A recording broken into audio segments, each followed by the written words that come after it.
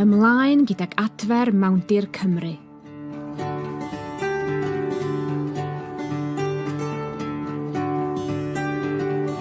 Beth y gwyddom? A beth sy'n newydd? Gwyddom hyn, mae 4% o Gymru yn fawndir, ac mae'r mawndir hwnnw'n dal 30% o garbon ein tir. Ond mae 90% o'r mawndir hwnnw wedi ei ddifrodi. Mae mawndir wedi ei ddifrodi yn ryddhau nwyon tŷ gwydr niweidiol.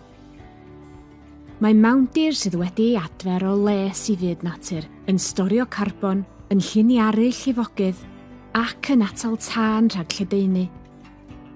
Adferwyd 3,600 hectar o fawndir ym 5 mlynedd cyntaf cynllun Adfer Mawndir Cymru. Felly, beth nesaf? Mwy o waith adfer ac uwchraddio arbenigedd mawndir. Dyma beth gallwn ni ei ddisgwyl erbyn 2030. 3 gwaith yn fwy o fawndir wedi ei adfer yn flynyddol. Hwb i natur drwy dargedu cynefinoedd rhywogaethau allweddol. Mwy o swyddi gwyrdd a chyfleoedd contractio mewn ardaloedd gwledig. Rhannu adfer gorau o ran adfer yng Nghymru a thu hwnt. Mwy o gyllid adfer i berechnogion a rheolwyr tir. Dull cydweithredol gan bob partner sy'n adfer mawndir gyda chyllid Llywodraeth Cymru.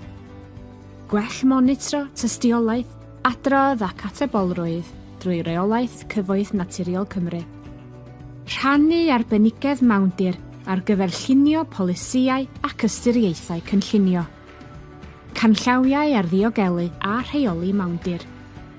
Mwy o fanylion wedi nodi'n gyhoeddus ar fap Mawndir Cymru. Mwy o ymgysylltu cyhoeddus a phartneriaethau i sicrhau bod mawndiroedd yno ar gyfer cenedlaethau'r dyfodol. Diolch i bawb, yn aelodau'r cyhoedd a'n bartneriaid, a gyfrannodd i wneud Adfer Mawndir Cymru yn llwyddiant hyd yma.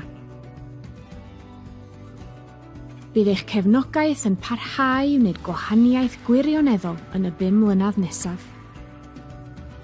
Gan sicrhau dyfodol disglair i fawndiroedd hynod Cymru drwy gydweithio uchelgeisiol.